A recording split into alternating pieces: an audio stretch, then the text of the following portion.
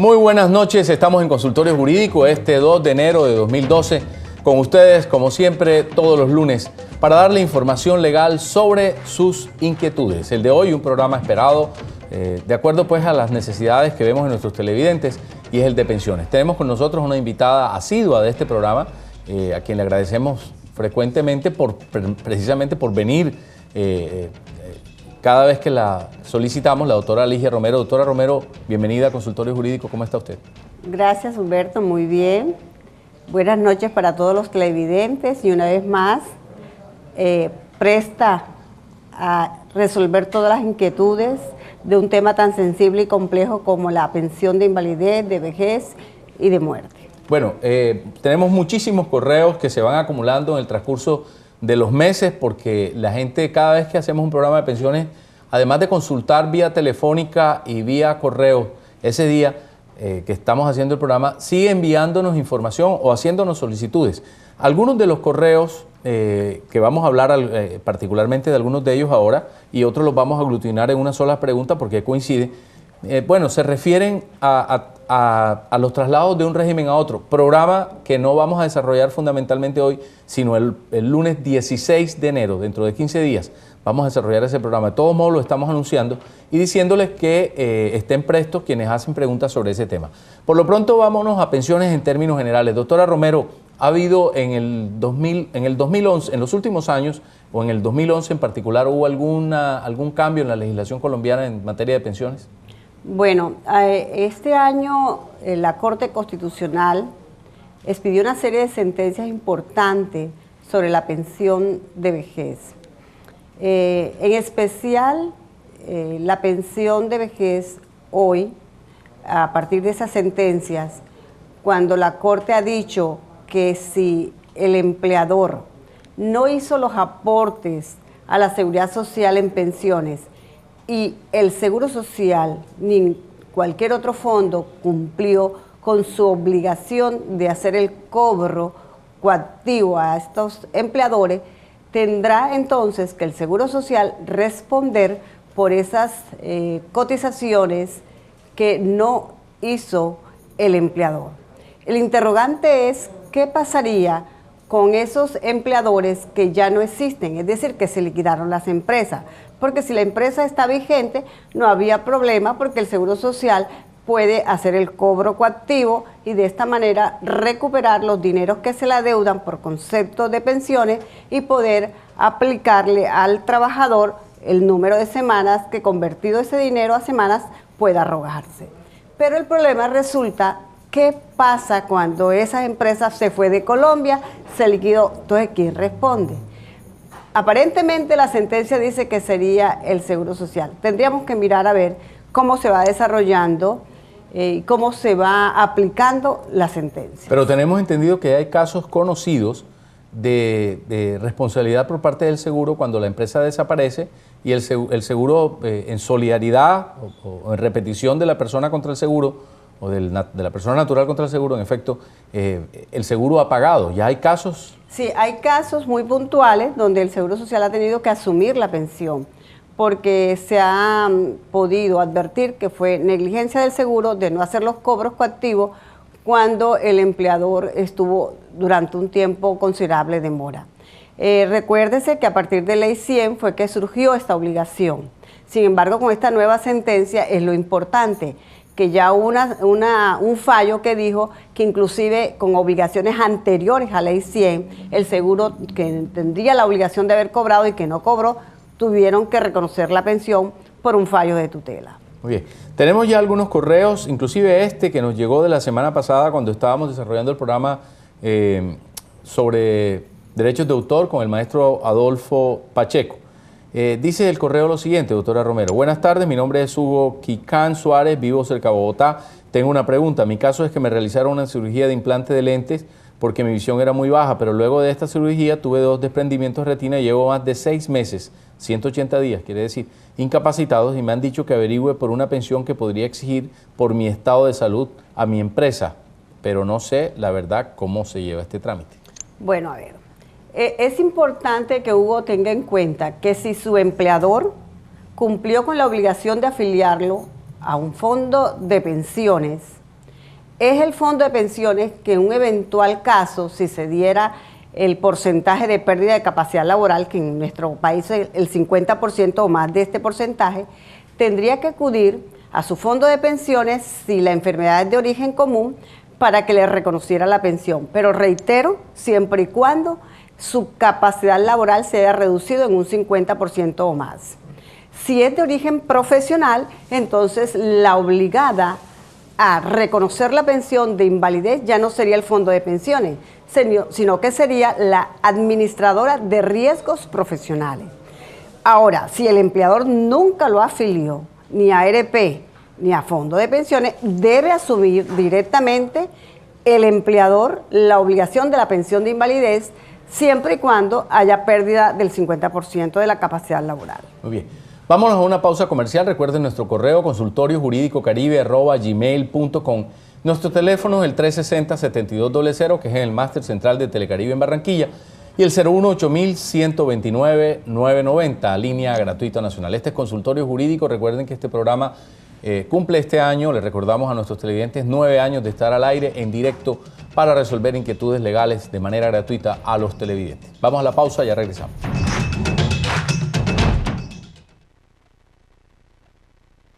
Muy bien, regresamos a Consultorio Jurídico. Gracias por estar en audiencia con nosotros. Este programa de principios de año de 2012 con pensiones, un tema recurrente en este espacio porque la gente así lo requiere. Hacemos los temas, además desarrollamos los temas de acuerdo a cómo los televidentes nos lo soliciten a nuestro correo consultoriojuridico.caribe@gmail.com o a nuestro teléfono 360-7200 y 018-129-990. Estos dos últimos, los teléfonos, los lunes a las 7 de la noche cuando estemos al aire, y el correo electrónico en cualquier momento, por supuesto, los podemos recibir y luego les damos respuesta estimando los temas. En este caso, en el de pensión, hay preguntas recurrentes. Una de esas, ¿cuáles son los requisitos de la pensión ordinaria de vejez sin transición, doctora Romero? A partir de la Ley 797 del año 2003, los requisitos para la pensión de vejez han cambiado, porque todas las personas han pensado o piensan que son las 1000 semanas que había consagrado la Ley 100. Y esto fue modificado y hoy son, a partir del 2005, empezó ya a variarse de 1000 semanas a 1050. Y cada año, a partir de esa fecha, se le aumentan 25 semanas. Es decir, en el 2011, las personas para tener derecho a la pensión de vejez ordinaria serían 1200 semanas, hasta llegar en el año 2015 a 1300 semanas. Entonces, obsérvese que a medida que van pasando los años, es como una escalera, usted tiene que ir aumentando el número de semanas. Si no tiene ese número mínimo de semanas, no se puede pensionar. Y la edad son, en el Seguro Social, 60 los varones, 55 las mujeres. Pero a partir del 1 de enero del 2014, aumentarán los varones 62 y las mujeres 57. Lógicamente que los que están en transición se les respeta hasta el 2014 con la edad de 55 las mujeres y 60 los varones. Muy bien. Hay diferencia entre pensión de jubilación y pensión de vejez, invalidez y muerte, por supuesto. ¿Cuáles son esas diferencias? De acuerdo. Antes de Ley 100, como las pensiones las otorgaban, en muchos casos, los mismos empleadores cuando no afiliaban a la Seguridad Social a sus empleadores, o las empresas del sector público, ellos tenían sus propias pensiones, se le llamaba pensión de jubilación. Pero hoy en día, ya con la Ley 100 y todos sus decretos reglamentarios y la nueva Ley 797 del 2003, debe llamarse pensión de vejez. Otra cosa es la pensión de invalidez y otra cosa es la pensión de sobrevivientes. La pensión de invalidez se otorga cuando la persona pierde el 50 o más del porcentaje de su capacidad laboral y ocupacional. Y la pensión de sobrevivientes se adquiere cuando el esposo muere, la esposa muere o muere el hijo del padre que depende económicamente de este. Y recordemos igualmente que las últimas sentencias de la Corte Constitucional dicen que compañera y esposa pueden acceder 50% y 50% si las dos demuestran que al fallecimiento del esposo y del compañero había una convivencia mínima de 5 años. Es decir, hoy ya no depende la pensión de sobreviviente de un matrimonio, ni depende de que usted tenga hijos, solamente depende de que usted tenga una convivencia de 5 años. Anteriormente eran 2 años. Muy bien, y bueno, esta es una pregunta que no es necesariamente jurídica, es de carácter sociológico más, pero es la inquietud de los televidentes. ¿Solo se da este hecho con hombres causantes? ¿No hay mujeres que en algún momento lo hayan causado? ¿Se conoce? Perfectamente válido, ya no hay esa discriminación de sexo, que si la mujer convive con su esposo y también convive a la vez y el Señor lo permite, paralelamente con un compañero permanente y ambos pueden demostrar la convivencia de los 5 años, no hay problema que se le otorgue la pensión. Sin embargo, no hemos conocido en la realidad el caso ya palpable como si se da con los varones. Entonces, digamos, hay un factor y es que es machismo, ¿no? De pronto la señora sí tiene además de su esposo un amante, pero no lo hace público. Y el problema aquí es de que usted lo debe hacer público, porque debe ser notorio el hecho.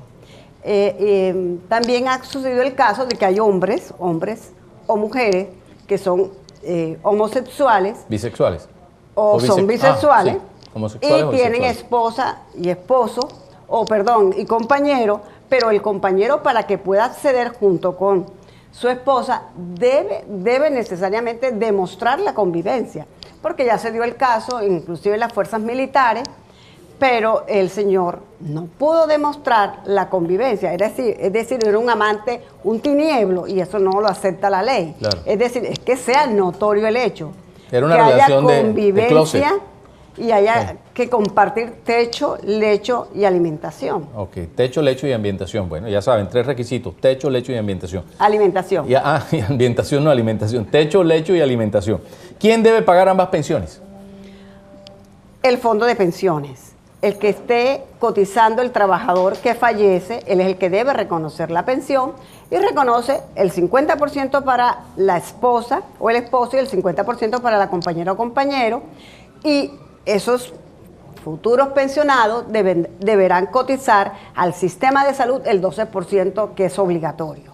Eso sí lo asume él directamente. Es una gran diferencia con los trabajadores dependientes o independientes activos que cotizamos el 12.5, una parte la asume el empleador y otra parte la asume el trabajador. Cuando es pensionado, el 12% le corresponde al pensionado. Entonces el fondo simplemente reconoce el 50% para cada persona que pueda decir y demostrar la convivencia de los 5 años. Doctora Romero, aunque es un hecho bien conocido jurídicamente, insiste la gente y nos envía correos precisamente por desconocimiento, y para eso está este programa, para apoyarlos, sobre el porcentaje que le corresponde de pensión a la esposa, del 14%.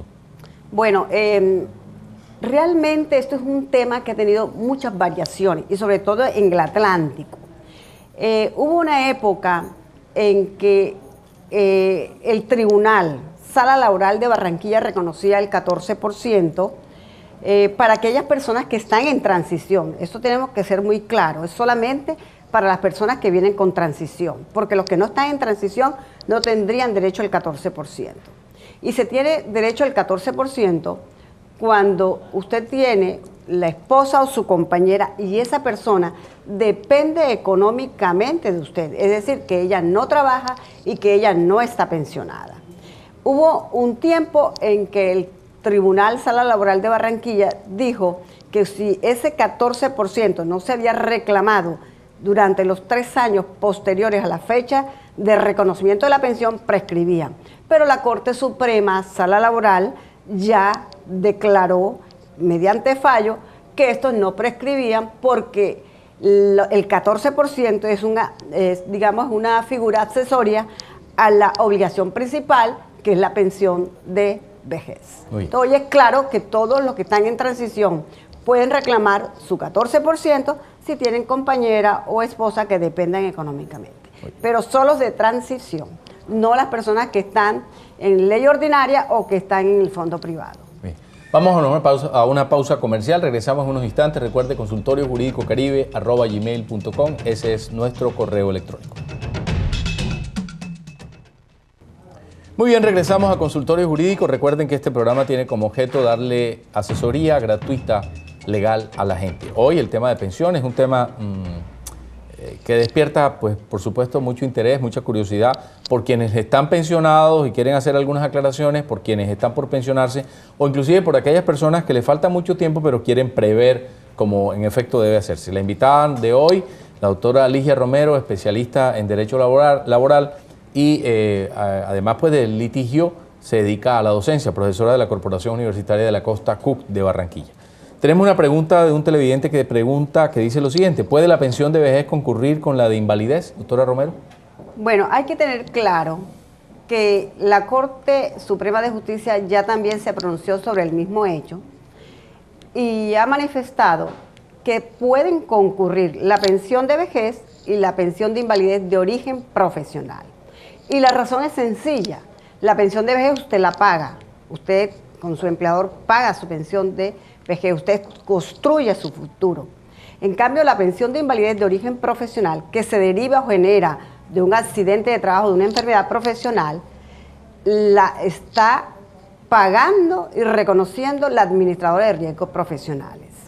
Pueden concurrir. Anteriormente no se podía, pero la Corte estudió profundamente el tema y dijo, bueno, si son dos pensiones que se derivan de unos aportes diferentes, ¿cuál es la razón por la cual no se pueda acceder a las dos pensiones? Hoy ya no hay problema, podemos tener una pensión de vejez y una pensión de invalidez de origen profesional, pero no pueden concurrir la pensión de vejez con la pensión de invalidez de origen común. Esta sí no concurre.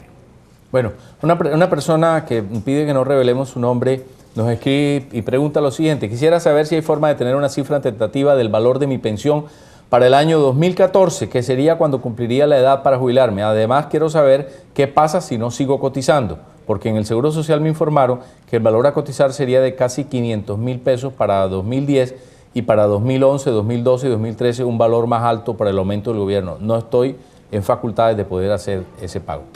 Como lo habíamos respondido en pregunta anterior, hoy si la señora está o el señor está en el régimen ordinario, recuerde que debe tener en cada año el número mínimo de semanas, que ya no son 1000 semanas, que esto fue variando poco a poco y desde el 2005 fue aumentando y hoy estamos en el 2011, serían 1200 semanas. Y ya para el 2012 serían 1225 semanas hasta llegar a 1300 semanas en el año 2015. Saber el valor es difícil porque eso depende del número de semanas y depende del ingreso base de liquidación, que quiere decir con qué salario usted ha cotizado sus aportes a pensión. Entonces eso es un ejercicio matemático que hay que sentarse con la persona y hay que estudiar su historia laboral para poder decirle una cifra determinada. Muy bien. Nos escriben, doctora Romero, sobre el traslado de un régimen a otro. Ya habíamos dicho al comienzo de este programa que el próximo programa, el del 16 de enero, porque el 9 es festivo, del 16 de enero, va a ser sobre el traslado de un régimen a otro. No vamos a leer todavía inquietudes sobre el tema, pero estamos preparando a los televidentes para que sepan que el programa del 16 de enero, a quienes nos preguntan sobre ese tema, estén pues pendientes. Va a ser traslado de un régimen a otro. Inquietud permanente, bueno, de unos años para acá, de acuerdo al cambio de legislación, pero mucha gente se ve afectada en la vida normal, en la vida cotidiana con estos cambios de regímenes, ¿no es cierto? Sí, yo pienso que ese ha sido el problema más grave que ha afectado el sistema de transición. Porque cuando se expide Ley 100, no se tenía un conocimiento claro de las reglas del juego, de cómo iban a ser las pensiones de Ley 100 hacia adelante. Y peor aún, los fondos privados empezaron a hacer una campaña agresiva de convencer a la gente que se trasladara del Instituto de Seguros Sociales o de las cajas de previsión hacia los fondos privados, pero solamente vendían la idea de que era una pensión mejor porque usted podía pensionarse a la edad que quería, pero le faltó una explicación importante, que era decirle a esa persona, si usted está en transición, quédese en el Seguro Social o en la caja de previsión, porque es mucho más rentable desde el punto de vista económico. Y segundo, acá para pensionarse en los fondos privados, usted tiene que tener un capital mínimo. Entonces, no le decían eso a las personas, y magistrados, les cuento, abogados, médicos, ingenieros, se trasladaron simplemente porque no tenían conocimiento de la ley. Hoy, cuando ya cumplen los requisitos, empiezan a estudiar su hoja de vida, su historia laboral, y se dan cuenta que las diferencias pueden ser inclusive hasta de 2 y 3 millones de pesos, entre lo que reconocería el seguro y lo que podría reconocer el fondo privado. Eso ha sido, digamos, un problema grave a nivel nacional, y hay más del 100% de personas con esta problemática. Entonces, te preguntan, ¿qué pasa si yo me trasladé? Pero fíjese que yo me devolví al Seguro Social. Sí, pero hay que mirar si usted conservó o no el régimen de transición. Muy bien, entonces nos vemos el próximo lunes 16 de enero, no el 9, sino el 16. Vamos a tener la transición y el traslado de un régimen a otro. Muchísimas gracias por su audiencia.